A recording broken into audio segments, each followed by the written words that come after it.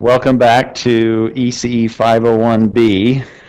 We are almost upon exam number 1, which is a week from Wednesday. There is review material on D2L, and before that is the due date for homework number 3, and that's due on Monday, a week from today, homework number 3. What I want to do today is start talking about a matrix representation of a linear map. We've been talking generically about a linear map and what that might look like. What I want to do today is work through some examples or some illustrations of that and show you how the map or the matrix actually depends on the bases that we're using for the input vector space and or the output vector space, and the bases for the input and the output do not have to be the same in terms of the representation used to describe the vector. We probably won't do much relative to matrix operations. I'm just going to sort of state those. You know how to add matrices, you know how to scale matrices, you know how to multiply matrices together. We may talk a little bit about a matrix vector product and how to interpret that differently than maybe just row times column, row times column. It's a way of visualizing or seeing what this column is doing when it is pre-multiplied by a matrix. The rows in that column vector are really weighting the columns in the matrix, and that's what I want you to start seeing or thinking about when you start to examine matrix multiplication or matrix vector multiplication.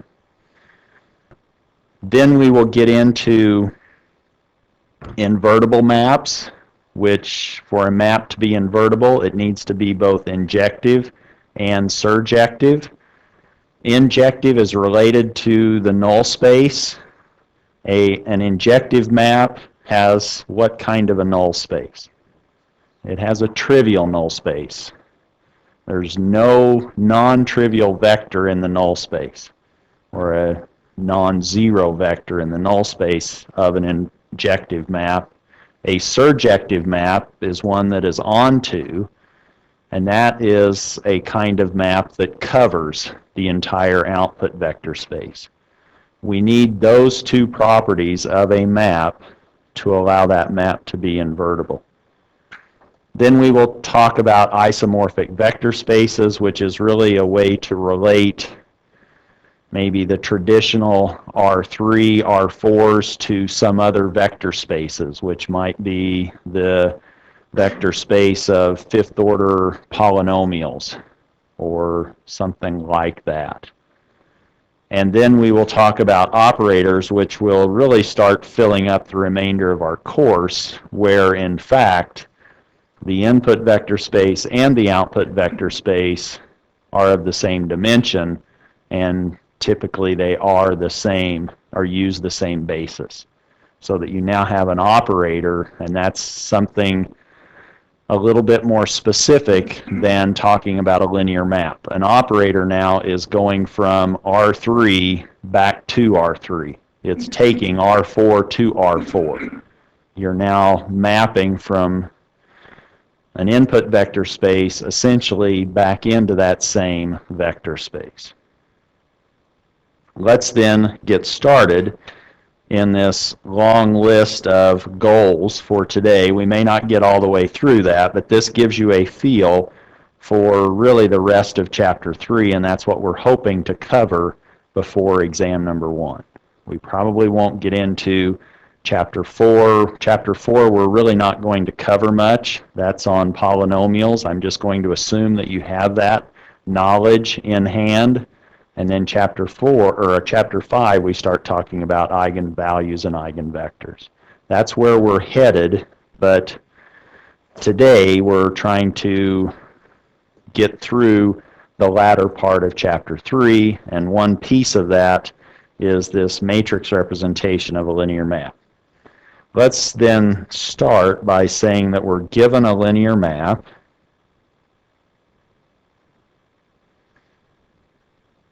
And we sometimes will then acknowledge that by saying T is an element of, this linear map is coming to us from the set of all linear maps that take us from an input vector space V to an output vector space W. That's what that notation is representing. But now for this linear map T, let's talk about also having a basis for the input vector space. Let's say that that's represented by vectors v sub 1 through v sub n on our input vector space V, and let's say that we now also have a basis W1, W2, up to W sub m on our output vector space W. And now we're not specializing or restricting our definition of a linear map to be going between similar sized vector spaces. The input vector space is of dimension n, little n, Nevada, and our output vector space is little m, or Michigan. We want to now look at finding a matrix representation of that linear map, or the action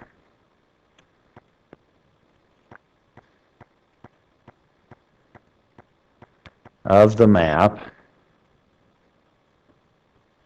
And now it's easier for me to write J than lowercase k. Don't confuse J with the square root of -1. J is just an index. So the action of the map on the jth basis vector v sub j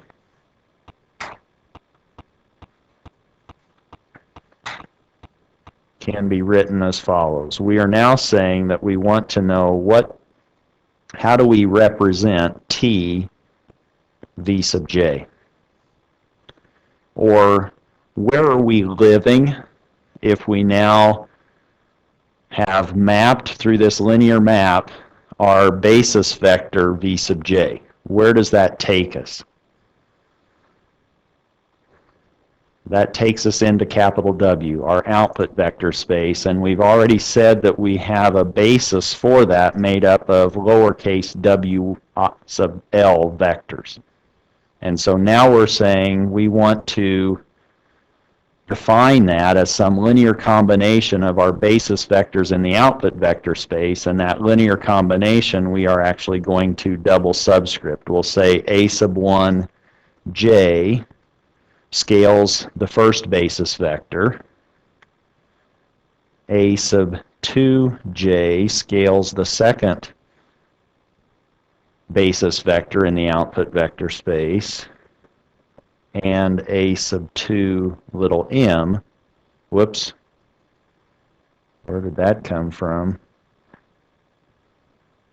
Who knows? A sub m j scales w sub m.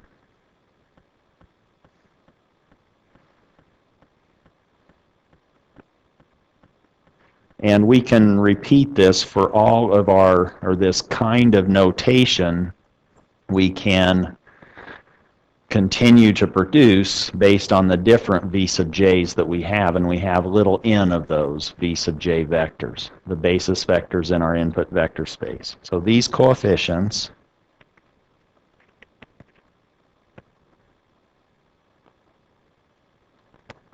for all the little m vectors v sub j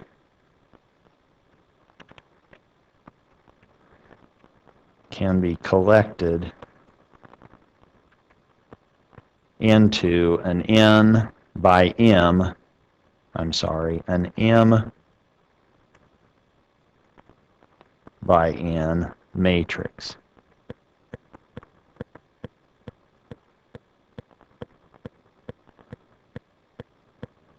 And that m by n matrix is then consistent with how we had subscripted the a's before. We have a sub 1 comma 1, a sub 2 comma 1. If you remember, this would be then how we are creating TV1 by weighting our output basis vectors W1 through W sub m. And we keep going down to A sub m comma 1. That's the result of TV1. TV2 is going to be A12, A22, AM2.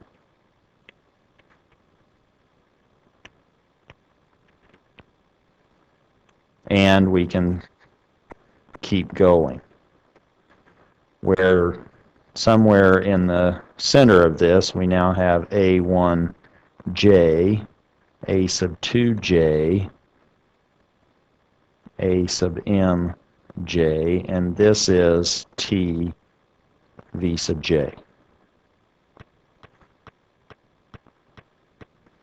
And finally, we have our last column, which is now going to give us T V sub n. What that looks like as far as weighted basis vectors in our output vector space, that's now A1n, A sub 2n, all the way down to A sub mn.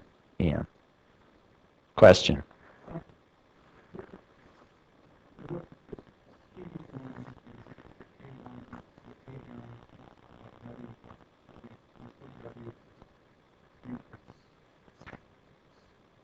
Yes, so there's no W's here. This is now basically saying that this A11, A21 through A sub M1 is how you would scale your basis vectors in the output vector space.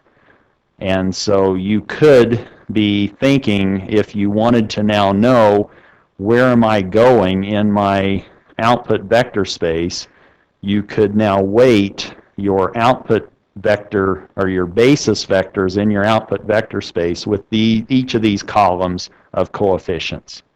If you want to know what happens or what does, and this hopefully will become a little bit clearer as we go through the examples.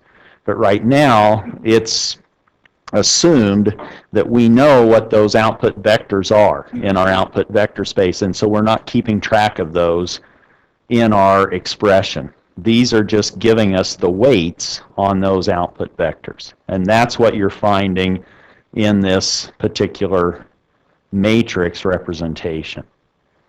That's what these coefficients now represent. Let's look at an example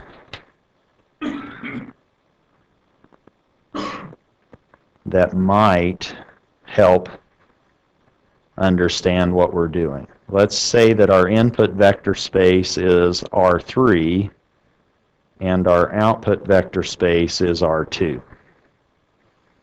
This is now a dimension reducing linear transformation. Suppose that this linear map, which is going from a three-dimensional input vector space to a two-dimensional output vector space, let's say that we're now combining those three coordinates in such a way to produce a 2 vector in our output vector space. Let's say that's 2x minus y plus 3z and 7x plus 5y minus 6z. And maybe, well, here's maybe the difficult part is we sort of take for granted the standard basis. When we think of something, we typically are thinking X, Y, Z. And we're going to do that now to find a matrix corresponding to this. We are going to actually use the standard basis for the input vector space and the output vector space, just for starters, so that we get comfortable with looking at this like you would normally sort of think about representing a matrix or transforming from one basis to another with a matrix. Let's say that now our basis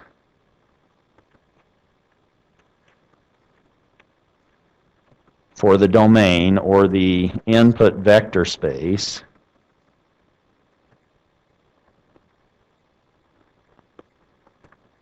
is little v1 is 1 comma 0 0, v sub 2 is a 1 in the second coordinate and zeros elsewhere, and v sub 3 is a 1 in the third coordinate of our basis vector and zeros everywhere else. Is this actually an okay basis? What do we need for a set of vectors to form a basis? Two things, right? They have to be linearly independent, which these are. They point in three different directions. They're actually orthogonal. And they also, not only do the basis vectors have to be linearly independent, they have to be spanning the entire space. And we have an R3, and this will allow us to get to any point in R3 by any linear combination. These span all of R3. Now let's look at a basis, and I've already given you away what that's going to be, for the codomain, or for the output vector space.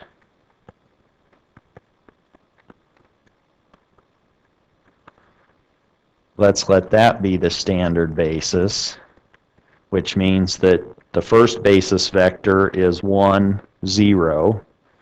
We have 1 in the first coordinate, and the second basis vector, we have 1 in the second coordinate and 0 everywhere else. These two sets of basis vectors, which now when we talk about the plural, these bases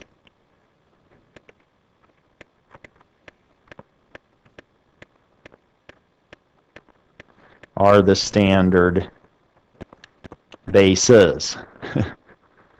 So we have a basis for the input vector space, v1 through v3. We have a basis for the output vector space, w1 through w2. And now what we want to do is look at what happens relative to using these basis vectors and this linear map that we just talked about, or what is T of v1. And we want to express that in terms of a linear combination of our output vector spaces. Output vector space, our basis vectors in that. v1 is 1, 0, 0. T of v1, now we simply need to go back to this linear map and replace x with 1 and y and z with 0 to create our TV1 vector, which is 2, 7. And we can now think of that as some scaling of W1 and W2. And since they're the standard basis, it looks trivial. We now have 2 times 1, 0 plus 7 times 0, 1. But that's now 2 times W1 plus 7 times W2. Or we could think of this as taking the vector W1 now stacked up and the vector W2 stacked up, meaning I now have 1, 0 and 0, 1, and I now want to multiply that or weight that by the appropriate weights of 2, 7. So this is TV1, which is now 2, 7, and in fact, this is now how we think about the first column .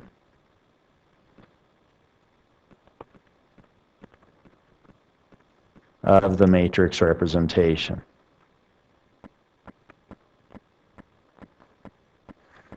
In our earlier discussion, this is now our A11 and A21. It's the weight on our first output vector space basis vector. That's A11, that's the 2, and it's the weight on our second base output vector space W2, that's the 7. And that's what now we see when we apply our linear operator T to the first basis vector in our input vector space V sub 1. And we now simply reproduce that for the different basis vectors in our input vector space. TV2, V sub 2 is our standard basis, second basis vector in R3, and TV sub 2 can be found by going back to our linear map, setting y to 1 and x and z to 0, where we now have minus 1, 5 for that result. Or we now have TV sub 2 is minus 1, 5, and that's minus 1 times 1, 0, plus 5 times 0, 1, or that's minus 1 times W1 and 5 times W2. And I actually am playing a little bit fast and loose with W1 and W2. Sometimes I view it as a row and sometimes I view it as a column. But if I view it as a column, I can now think of W1, W2 times what produces TV sub 2, which better be minus 1 and 5. We want to now weight W1 with minus 1 and W sub 2 with 5, and this now forms our second column in the matrix representation of that linear map T. We know what the first column is. It's 2, 7. The second column now we've found to be minus 1, 5. And we can redo that same process to generate the last column in our matrix representation, which is TV sub 3. Now we set x and y to 0 and z to 1. TV sub 3 becomes 3 minus 6, or that's 3 times 1, 0, plus minus 6 times 0, 1, and that's 3W1 plus minus 6 W2, or viewing W1 and W2 as these column vectors, which, what is that? That's really an identity matrix. That's why this maybe is confusing, because it's too easy or trivial. We now want to know, how do we weight W1? We weight it with a 3, and we weight W2 with a minus 6 to create our output vector in our output vector space by setting our, or having our linear map operating on the third basis vector in our input vector space. This column now is the third column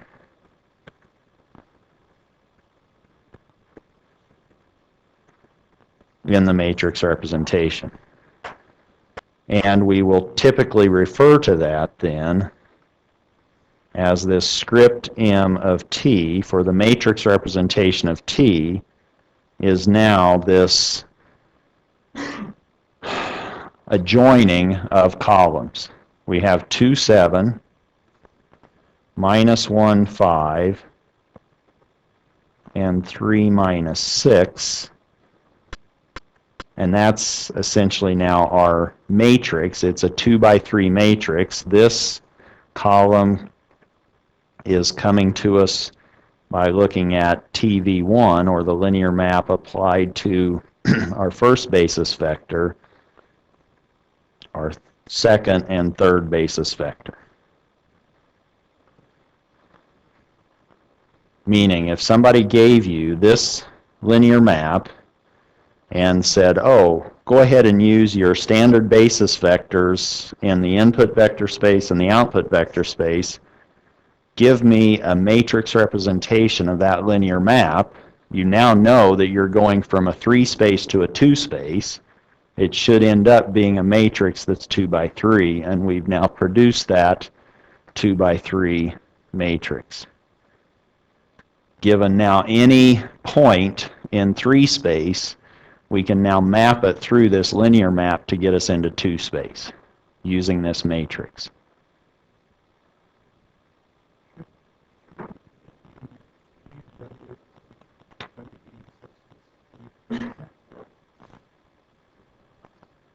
V being a sub. No, so we shouldn't. The question was, should we be thinking about V and W, or how they are necessarily related, or are they subspaces? I wouldn't do that. I would just keep the input vector space and the output vector space as general as possible, because we may not want to, well, our matrix may not be a dimension reducing, or our linear map may not be a dimension reducing. It may be a dimension expanding. It may be an operator, which means we're going from the input vector space of the same size back to the same size. And when we have an operator, then we can start talking about eigenvalues and eigenvectors, when our input and output vector spaces are the same.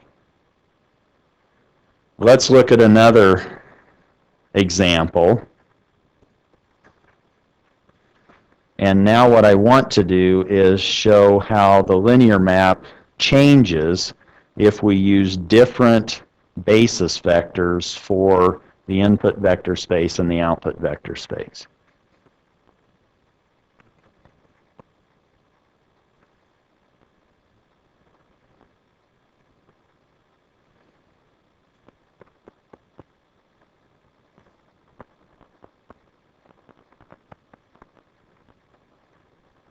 We haven't defined it yet, but this is actually an operator. It's going from R2 back to R2.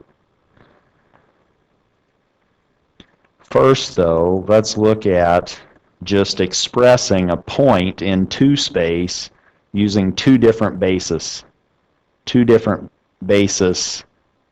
or two different sets of basis vectors. So first, let's examine a point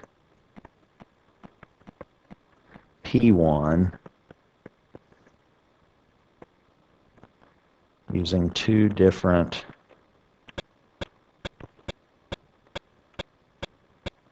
bases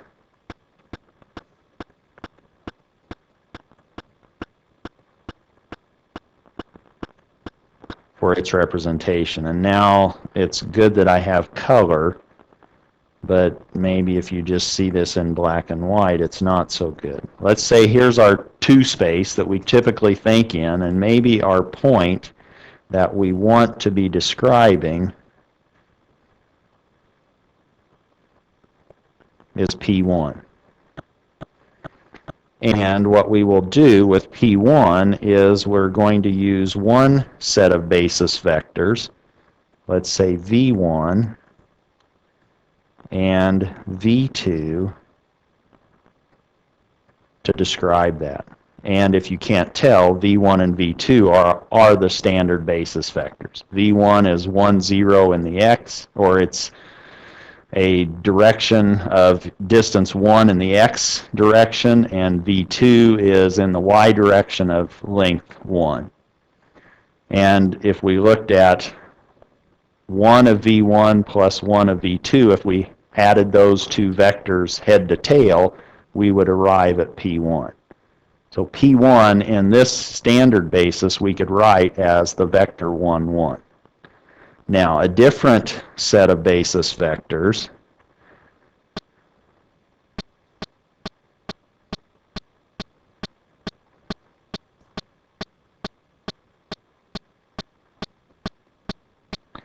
that we will talk about now are rotated from our standard basis vectors, and they're expanded. And now let's say that V1 bar is the first basis vector in this new set of basis vectors, and V sub 2 bar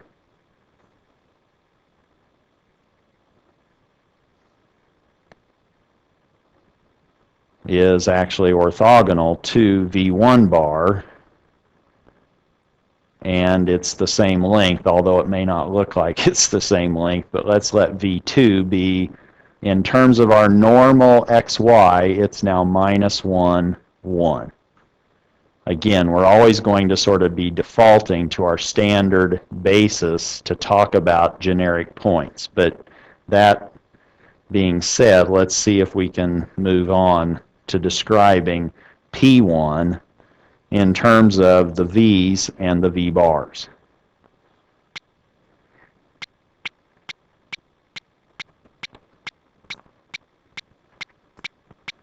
And what we want to make note of, the basis vectors change how in fact P1 is represented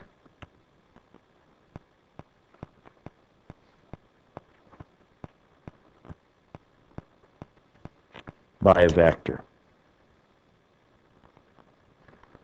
And what we want to then say is, let's let one basis be capital V, V1, comma V2, and let's let capital V bar be V1 bar, V2 bar. This is our standard basis.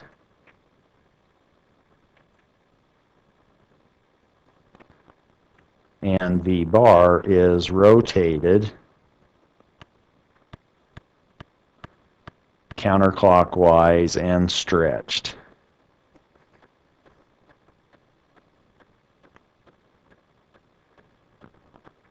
And we want to now talk about what P1 looks like as far as weighting coefficients relative to V and V, or capital V and capital V bar. How do we write P1 in terms of those different basis vectors? First, let's start with the standard basis, representing P1 in terms of the V basis vectors. Now what we want to do is we want to say, here's our basis, and we want to know how do we weight those, and we will weight those with A1 and A2 to give us our point in two-dimensional space, P sub 1. But capital V is now the identity matrix, but it's a packing together of V1 and V2. And we now want to know how do we weight those with a coefficient A1 and a coefficient A2. A1 is going to weight V1. Hopefully you can see that.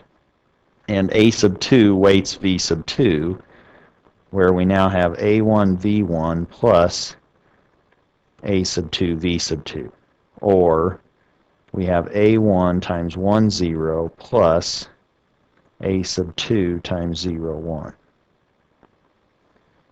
In order to get to P sub 1, the point 1, 1, how do we weight, or how do we select A sub 1 and A sub 2?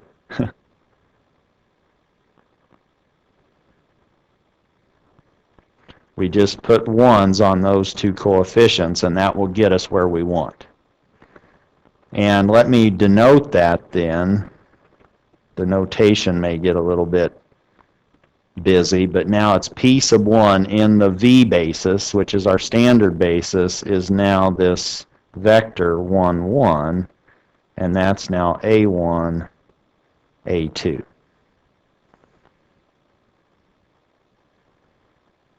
And if somebody gave you the vector 1, 1 and said, draw that in a plane, you could quickly do that because you just intuitively already use the standard basis as your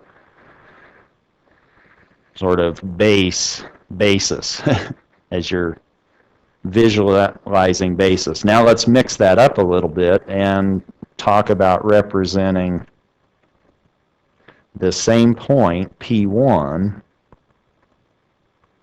in terms of the V bar basis vectors.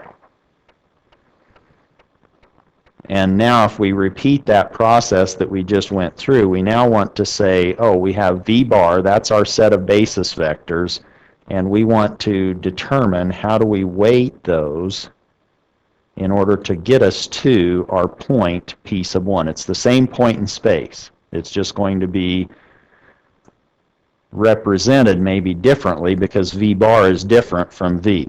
In this case, V bar is 1, 1. That gives us our V1 bar, the first column, and V sub 2 bar. That was now this rotated vector in the second quadrant. We went x minus 1, and y we went 1. V sub 2 bar is minus 1, 1. And we want to know, how do we select a sub 1 bar and a sub 2 bar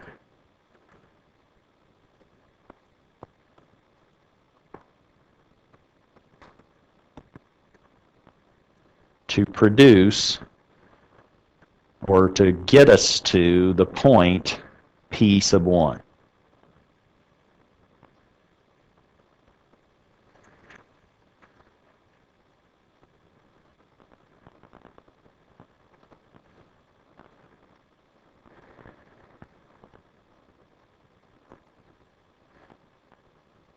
We now have A1 bar equaling 1, and we don't need any of V sub 2 bar to get us to that point.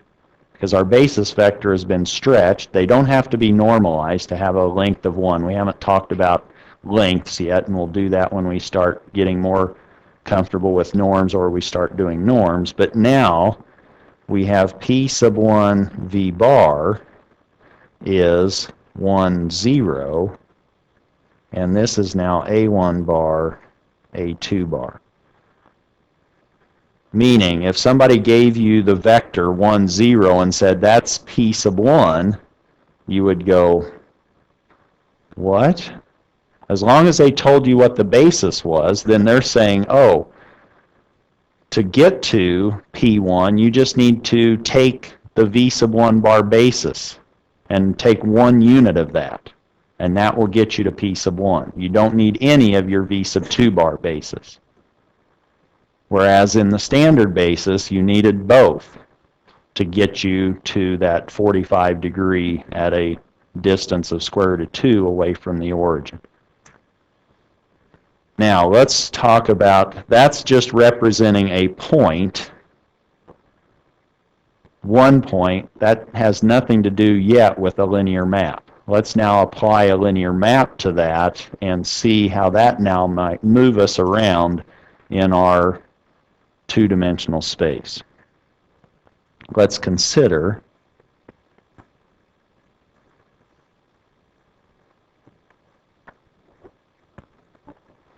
the following linear map.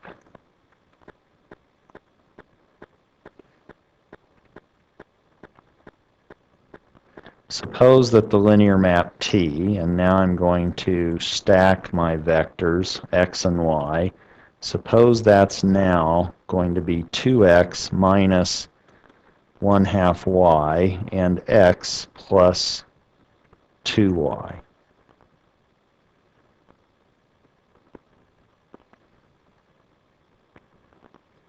Which means that whatever our first coordinate is, we want to stretch it by 2 and subtract a reduction of 50% in y, and that's our first coordinate, through this linear transformation.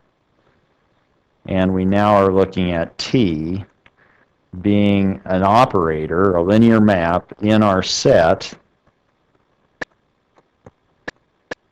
of linear maps where our input vector space is R2, which is our domain, and our codomain is also R2.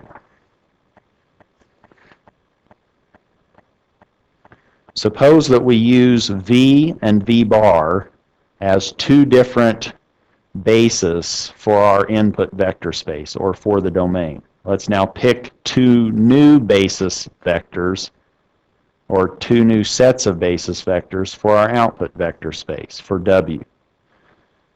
Let's now select, or let, capital W be 1, 0, 0, 1. That one should look familiar. That's just our standard basis. That's W1 and W2.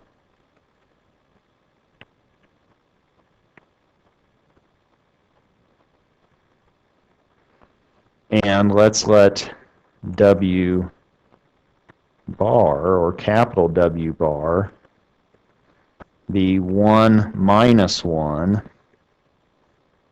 1, 1. Is that V bar? Capital V bar.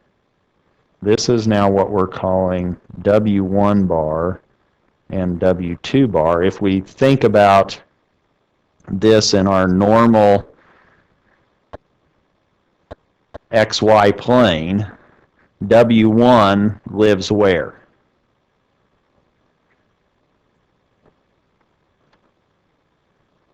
It's now in the fourth quadrant. We go over 1 in the X and down 1 in the Y. W1 bar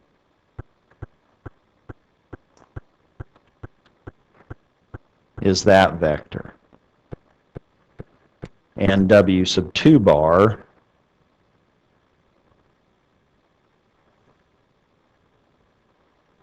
is this 45-degree line in the first quadrant. And that's not the same as V bar.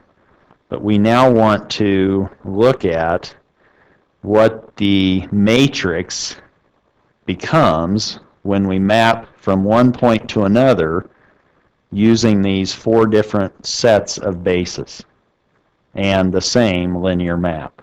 We better get from the same point to the exact same point through either map, but we will represent those differently because we are operating on or with two different sets of basis vectors in our input vector space and our output vector space. We want to look at or understand what does T, that's our linear map, look like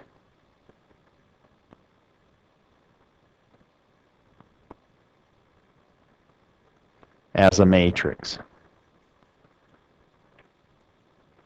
For the first case, where we are taking the domain V and going into our output vector space, or the codomain W, through this map T, and that's actually going to be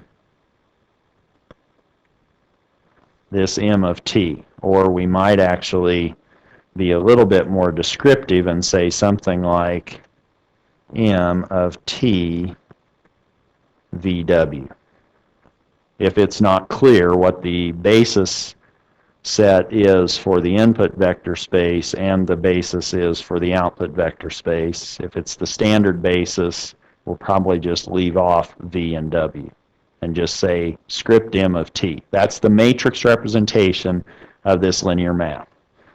And what we're wanting to see is that the matrix representation in part A may not look like the matrix representation in B, but it does the same thing to our points in our input vector space and output vector space.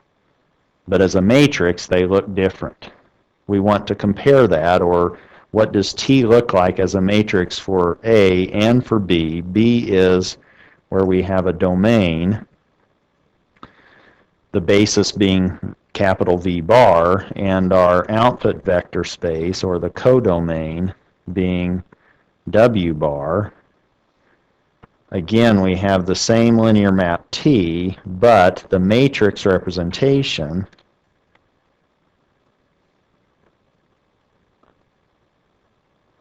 is now going to be different because we're using barred basis vectors. And V bar is not the same as W bar. Whereas in part A, V is the same as W. It's the standard basis. And that's typically how we think. We think in terms of standard basis. Let's look at case A. Here we have V is 1, 0, 0, 1. Capital W is 1, 0, 0, 1. Again, these are the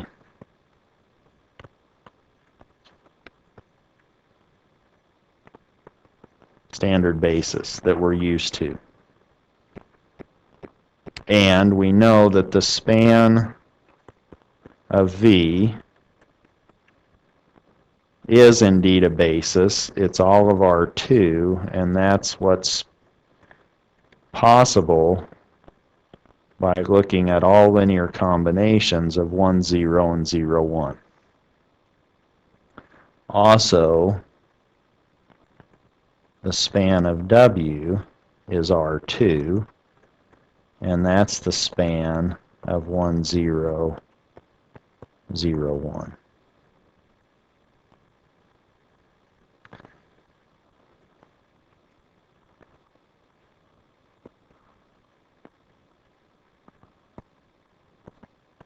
And we're starting with 2x minus 1/2 y and x plus 2y as our linear map.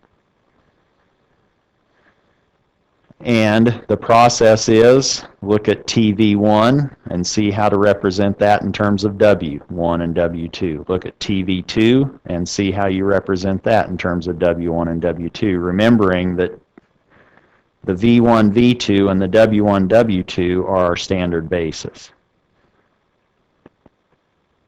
TV1, we set x to 1 and y to 0, and we end up with 2, 1. This now is going to be A11 times W1 and A, how do I subscript this next A?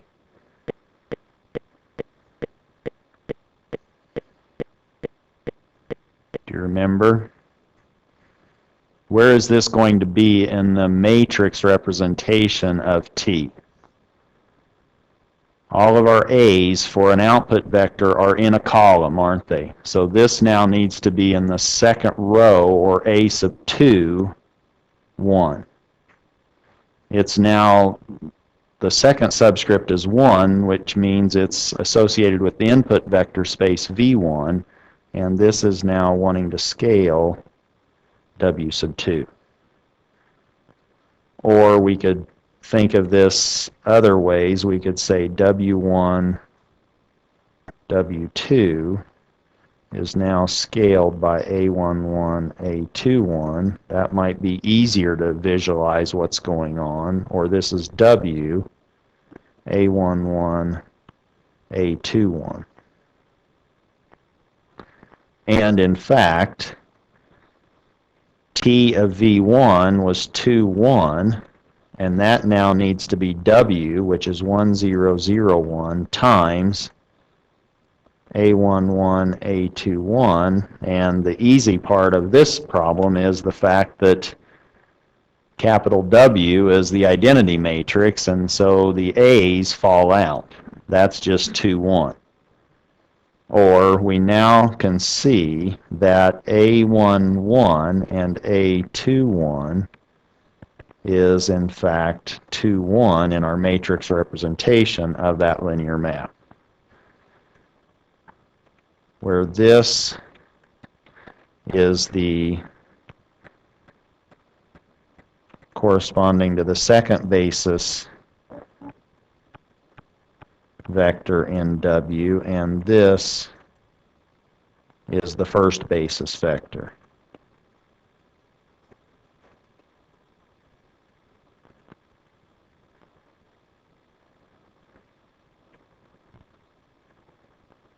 And we are in the first column, which is corresponding to the first basis vector in V. Or this is now the first column of our matrix representation of this linear map from V to W. Which means if you give me a point, P sub x, and say this point is now in your input vector space, I'm now seeing it in the standard basis. And we want to map that through to, let's say, some Q1 using this linear map. And Q1 is also going to be described in our standard basis because we need it to be described in the basis of capital W, which is our standard basis. TV sub 2 is now T operating on our second basis vector 0, 1, or that is now minus 1/2, 2. And that's now A1, 2,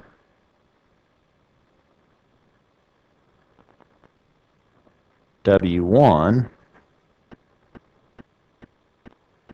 and A sub 2, 2, W2, or W1, W2, A1, 2, A2, 2, which is 1, 0, 0, 1, A1, 2, A2, 2, and that's now this minus 1/2, 2. And because we're dealing with the standard basis, we can now immediately invert that identity matrix. That's not hard, hopefully. And this now becomes A1, 2, A2, 2, equaling minus 1/2, 2. Which now allows us to conclude that the matrix representation of the linear map T using V1 and V2 as a basis for our input vector space and using W1 and W2 as a basis for our output vector space is now a matrix. The first column is 2, 1, and the second column is minus 1/2, 2. And let's just call that a matrix A. And if we want to now see where do we go if we now map through that matrix A point that maybe we start at, and let's say that first point is P sub 1. We want to know what is this if we apply A, that's our linear map, to the point P1 in V, our basis vectors. Our input basis vectors, capital V. We are now saying, what do we obtain when we apply this A matrix to the point 1, 1, that's P1 described in our standard basis. And 1, 1, post-multiplying A is really just saying take the first column and add it to the second column. We're taking 1 times the first plus 1 times the second. We're just adding up the first column to the second column. 2 minus 1/2 is 3/2, and 1 plus 2, I can actually do that. That's 3. That's now where we are with Q1 in our standard basis. We go over in the x direction 1.5, and we go up in the y direction 3. That's what that linear map does. We went from 1, 1 up to 1.5, 3. So you can visualize that linear map T in that way. Let's now see what happens, or what does an A matrix look like in a different set of input vector space basis and output vector space basis.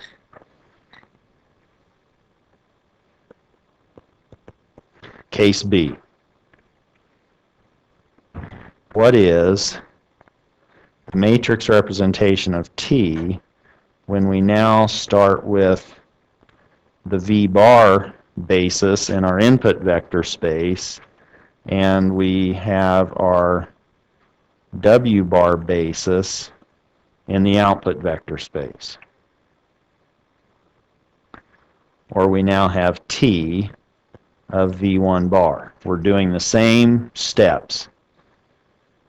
We now take T and apply it to our first basis vector in capital V bar. And that basis vector is V1 bar, which is 1, 1.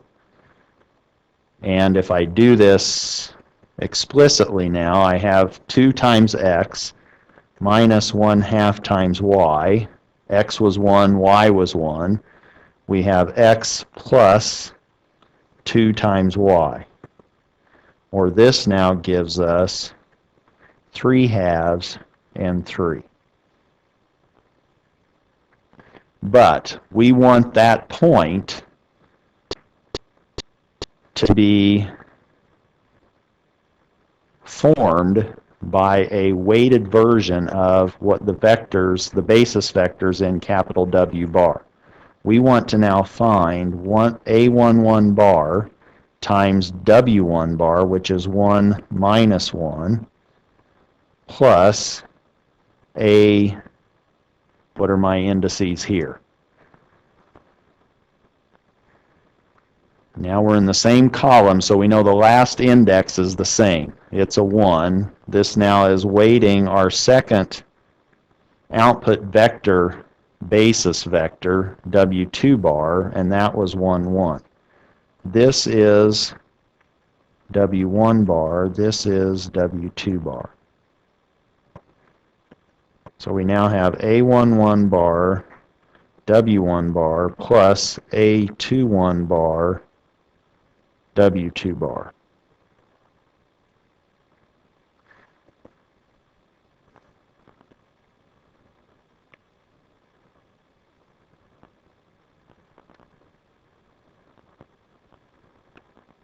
Or we have capital W bar, which is 1 minus 1, 1, 1, times A11 bar, A12 bar, and that's supposed to be taking us to the point we just found when we mapped T, or mapped V1 bar through T.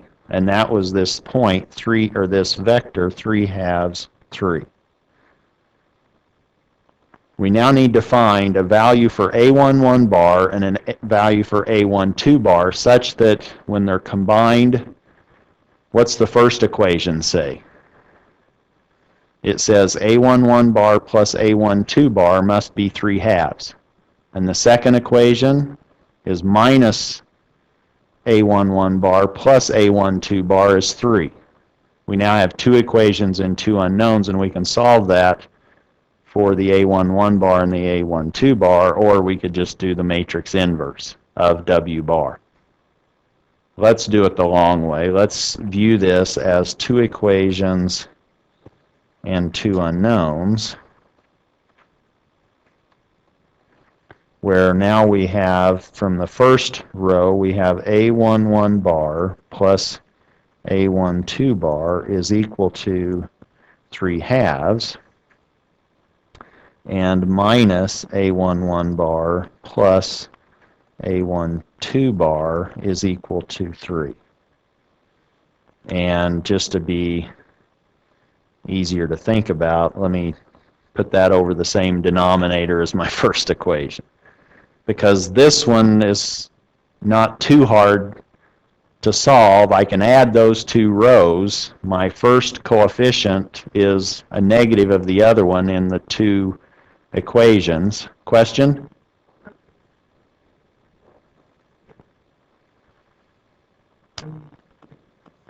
So now what I've done is, I'm not sure if I'm understanding the question, but I've tried to just rewrite.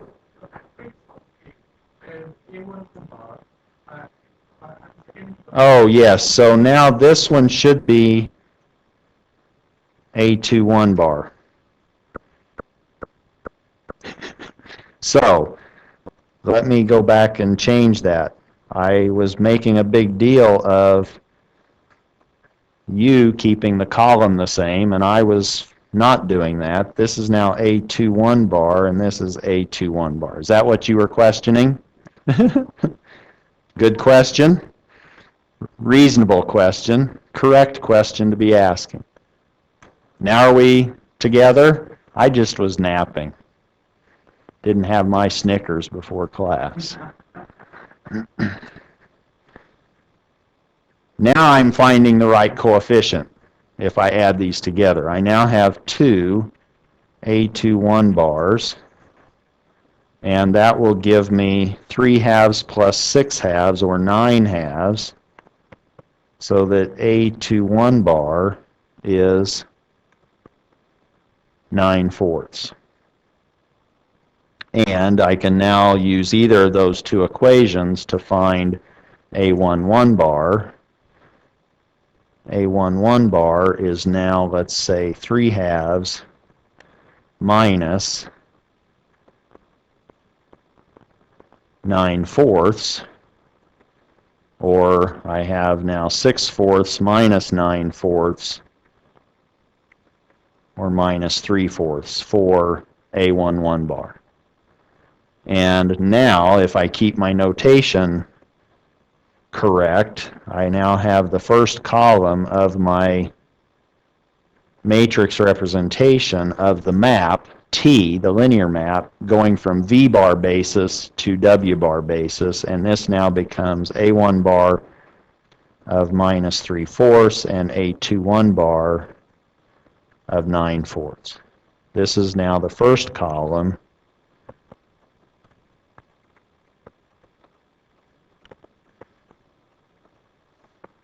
in the matrix representation of T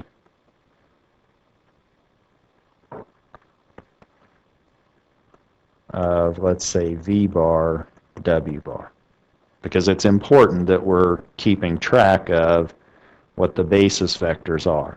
And now if we do that for the next basis vector in our input vector space, let's now say that we now have T of V sub 2, that's T of minus 1, 1. That's our V sub 2 bar that we started with. This is now 2 times minus 1 minus 1/2 times 1. It's x plus 2 times y. Or we now have minus 2 minus 1/2, or minus 5 halves, and we have 2 minus 1, or 1. And we now want that to be represented by a scaled combination of W1 bar and W2 bar.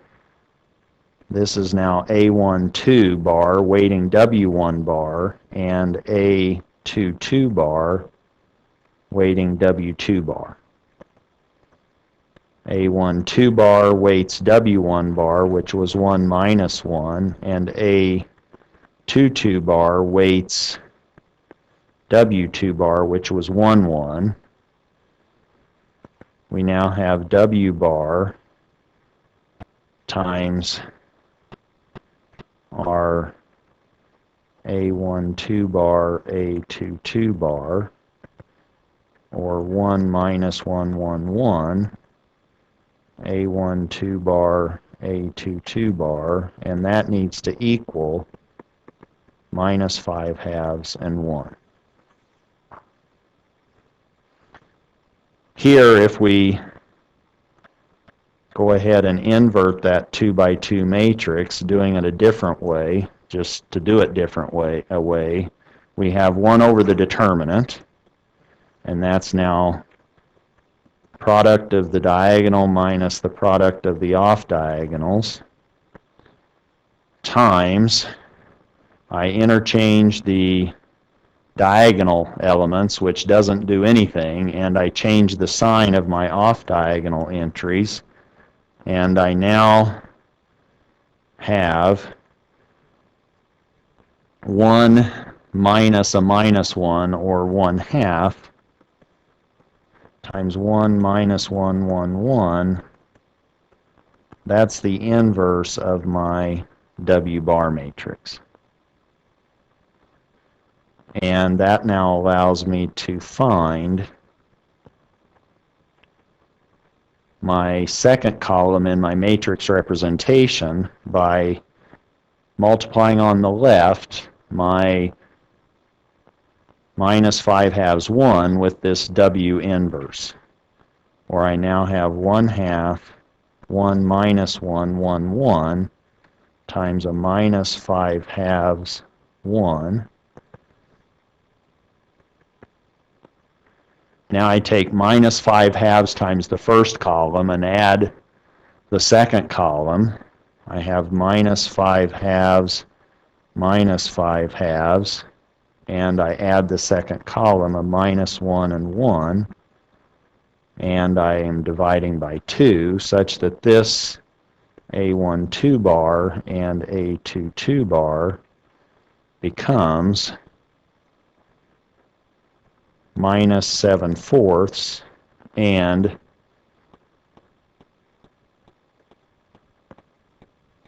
minus 3/2 divided by 2, or minus 3/4. This is now the second column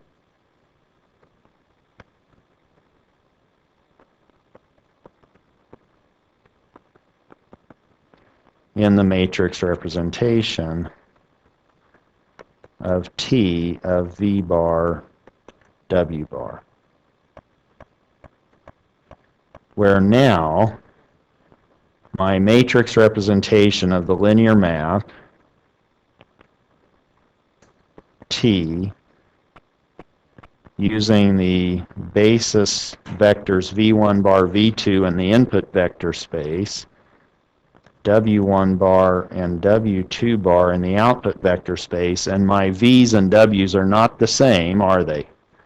That now gives rise to a new matrix of minus 3/4, 9/4, and minus 7/4, minus 3/4. And I hope that doesn't look anything like the earlier matrix that we called A. This is now, we'll call that A bar. And what we want to do now is see if, in fact, using A bar, we will get from the same point P1 to the same point Q1. It's just we're representing those differently. We want to now check if we take P1 in the V bar basis and map that through this linear map represented as a matrix, call that A bar, if that now takes us to Q sub 1 W bar.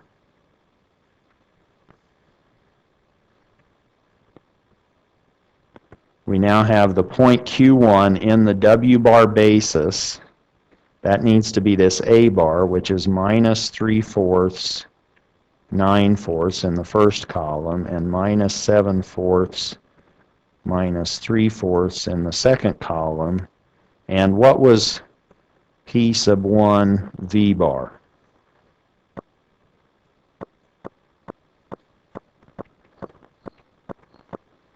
That was just 1, 0, wasn't it? That makes this pretty easy to compute, doesn't it? Finding Q1 W bar, we're just taking the first column and none of the second column. We now have minus 3/4 and 9/4, and that's now our Q1. Wait a minute. That doesn't look the same. What was Q1 before? 1 1/2, 3, if my memory serves me. Oh boy. But remember, This is how we are weighting the W bar vectors. So it shouldn't be the same. These are the weights. This is minus 3/4 in the W1 bar direction and 9/4 in the W2 bar direction. This is now minus 3/4 in the W1 bar plus 9/4 in the W2 bar direction, or that's minus 3/4 times 1 minus 1 plus 9/4 times 1, 1. And that's now minus 3/4 and 3/4. That's the first column scaled, plus 9/4 and 9/4, or 6/4 and 12/4, or 3/2 and 3. Yeah. That's where we wanted to go, meaning in our picture, we have our, let's say that we move in the W1 bar direction first. That wasn't it minus 1 or 1 minus 1? This is the W1 bar direction, and we scale that by minus 3/4. Before we were down here, let's say that was our W1 bar vector. We want to come up 3/4 of that in the negative direction. And then we move in the W2 bar direction, which is this direction, by how much? 9/4 in the 1, 1 direction. And that's now a little bit more than 2, 2 1/4, scaling W2 bar. So this is our W2 bar direction. We now go up 2 1/4 of that, and that gives us right there, and this is now our Q1, which better be 1 1/2, 3 if my labeling was correct. This is now this distance is now what I'm saying is 9/4 W2 bar. And that gets us to our Q1 location. And you can do that more accurately with a little bit more time, or maybe you don't need any more time, but you can get to the same point from P1 to Q1 going through that same map. And it's important to keep track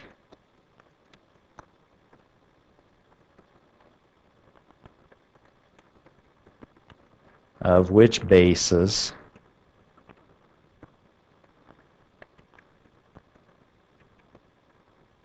are being used for our input vector space V and our output vector space W. I think you can see that now. Thus, the matrix representation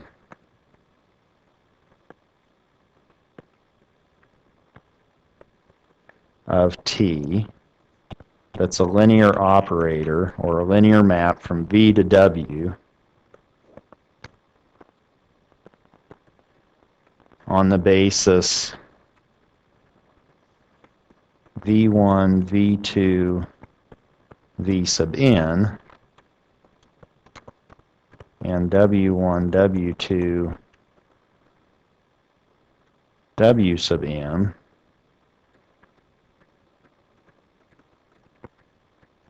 will be written the way that I've already indicated as this matrix representation of the linear map T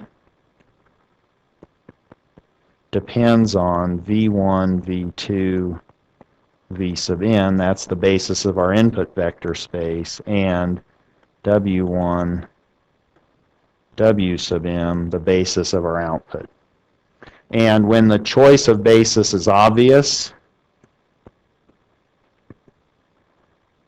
then we will just write it as m of t. When the choice of basis is obvious, which typically means we're using the standard basis, then we will use the simpler notation